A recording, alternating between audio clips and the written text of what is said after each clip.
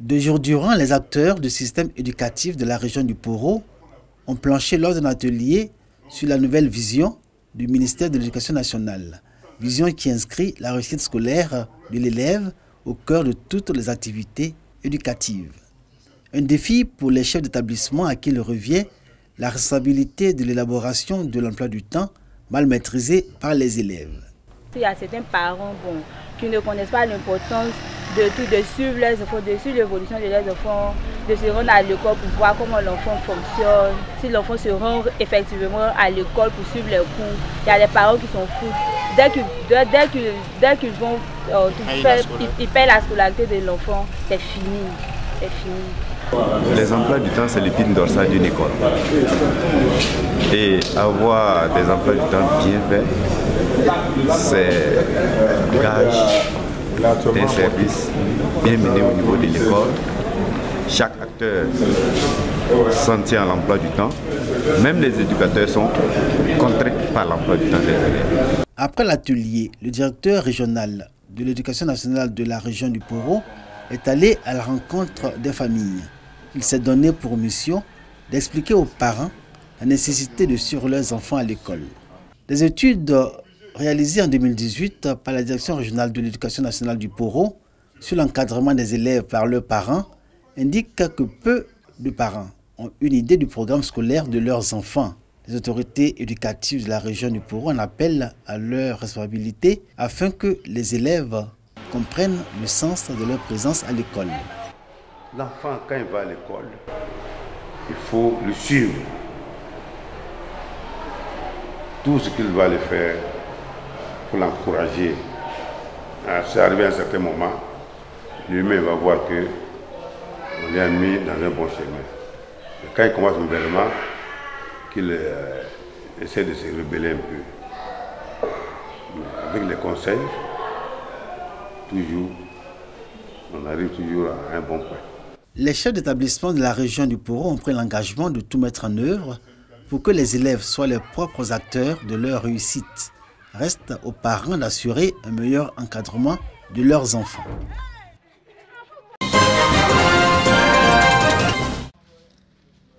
Graye Marie est étudiante en communication à l'université Alassane Ouattara. À côté de ses études, Graye Marie s'exerce dans la vente d'articles et du poisson aux alentours du campus 1. Une activité qui lui permet de financer ses études et de faire face à ses besoins. J'ai voulu être autonome par mes activités que je fais. Avec ce que je faisais au lycée, il fallait toujours demeurer dans ce que tu fais. Donc c'est en cela que j'essaie d'agrandir un peu avec le peu que j'avais comme argent. J'ai commencé sans les chaises même. Et au fur et à mesure, j'ai agrandi mon magasin. Ces filles-là, donc même si je gagne peu, quand on arrive à partager, voilà, c'est pas un problème. Chacune gagne pour elle et puis bon, elle rentre. Il faut payer les cours, les documents. Il ne faudrait pas attendre toujours les parents. À 3 km de Graye Marie, Adia Doussou est vendeuse de céréales au marché de Gros de Boaké depuis 15 ans. Toutes les femmes n'ont pas les moyens de bien faire leur commerce. Il n'y a pas de saut métier. Celles qui ont de l'argent, qui peuvent être vendeuses, peuvent venir. Celles qui n'ont pas aussi de l'argent pour être vendeuses, peuvent venir se débrouiller comme les autres femmes qui viennent travailler avec nous, qu'on les paye par jour. Elles vont trier les arachides. Rosine Kwame, contrairement aux autres femmes, est interprète des langages des signes. Elle contribue à l'épanouissement des personnes muettes et malentendantes. Les personnes sourdes ne sont pas dans une autre société autre que celle dans laquelle nous sommes. On ne peut pas créer une autre société pour elles. Donc à nous d'adapter tout ce que nous faisons à ces personnes pour pouvoir permettre aux personnes sourdes de vivre pleinement leur vie dans cette société dans laquelle tout le monde est. Pour encourager et soutenir ces femmes en quête de leur autonomisation financière et sociale, une structure de communication décide de les accompagner. Cette structure veut faire d'elles des femmes battantes, entreprenantes et modèles dans la région de Békay à travers une cérémonie de distinction. L'annonce a été faite au cours d'une conférence de presse. Le digital aujourd'hui joue un rôle important dans notre société et nous ne pouvons pas vraiment faire cette cérémonie sans parler du digital. Les femmes, il faut que nous leur donnions la parole et c'est notre action qui peut influencer d'autres personnes. Ce sont au total 10 femmes de la région du Békay exerçant dans différents secteurs d'activité qui seront distingués le 7 décembre prochain.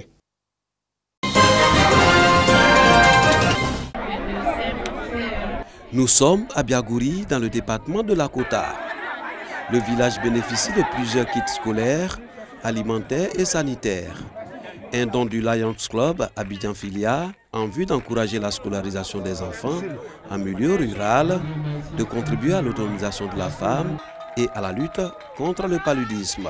Valeur du don, 50 millions de francs CFA. 100 moustiquaires imprégnés, 2 tonnes et demie de riz, de 500 bouteilles d'huile, de 1500 sachets de pâte de tomate, 500 kits allant du CP1 au CM2. On demande aux bénéficiaires de faire un très bon usage de tous ces éléments que nous venons de leur donner. Heureuses, les populations de Biagouri ont exprimé leur satisfaction pour ce geste de générosité. Une première selon les bénéficiaires. Ils ont partagé beaucoup de cadeaux, des poubelles pour installer dans le village aussi, pour la propriété aussi. Depuis qu'on est dans ce village, on n'a jamais eu des trucs comme ça. Les parents qui n'ont pas les moyens de pouvoir acheter les kits de leurs enfants. Et Lions Club International nous donne l'occasion à ces parents démunis là d'avoir ces kits pour leurs enfants. C'est ça qu'on a réussi à manger, on a réussi tout ça. On dit merci à tout ce que tu nous as fait pour nous. En plus des dons, Lions Club Abidjan Filia a permis aux habitants de Biagouri et ceux des villages environnants de bénéficier d'un dépistage gratuit du diabète, de la myopie et de la cataracte. Zone agricole par excellence, l'arrière-pays de Mbayakro est confronté à d'énormes difficultés dues au mauvais état des pistes villageoises. Toutes choses qui rendent pénible la circulation des personnes et l'évacuation des produits agricoles. Le lancement des travaux de reprofilage des routes Bonguera, Kondossou, Satamasokura vient à son heure pour soulager les populations et améliorer les performances économiques des localités concernées. Le président indique que le président de la République, qui attache un grand prix à l'amélioration des conditions de vie de ses concitoyens, a décidé un vaste programme d'entretien de nos routes. Et les routes du département de Mbayakro ne sont pas en reste de cette dynamique. À l'attention de l'entreprise qui doit exécuter les travaux, je demande de faire le traitement avec diligence et célérité pour soulager nos parents. Le reprofilage prend en compte les tronçons Mbayakro-Bonguera, Mbayakro-Nzi, Totokro-Mbayakro, Dadiekro-Bonguera, Adiyapikro, Dadiekro. Au nom des populations de Bonguera à Kondossou, l'honorable Kwasi Yao Bernard a remercié le président de la République pour cet acte de portée sociale et économique et souhaite un pont sur le Mbé sans lequel les écoliers sont obligés de briller par leur absence en période de crue. Une visite sur le site des travaux a mis fin à la cérémonie de lancement.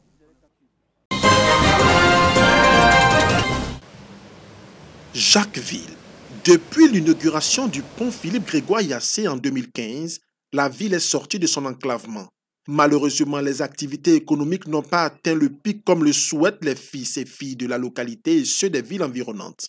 Pour rapprocher les commerçants et hommes d'affaires des populations de Jacquesville et d'Abou, la première foire commerciale dénommée Foire gastronomique et commerciale de la Côtière aura lieu du 30 novembre au 8 décembre à Jacquesville. Aujourd'hui, nous avons toutes les organisations du festival, tous les salons, tous les symposiums qui sont concentrés sur Abidjan, un peu à Bassam. Mais Jacquesville, qui est le nouvel Eldorado culturel, touristique de la Côte d'Ivoire, n'a pas encore bénéficié de ces avantages-là. Donc nous sommes donnés pour défi de permettre à nos populations de vivre les mêmes réalités culturelles, gastronomiques, les mêmes réalités que leurs frères résidant à Abidjan. Jacquesville n'est plus un village.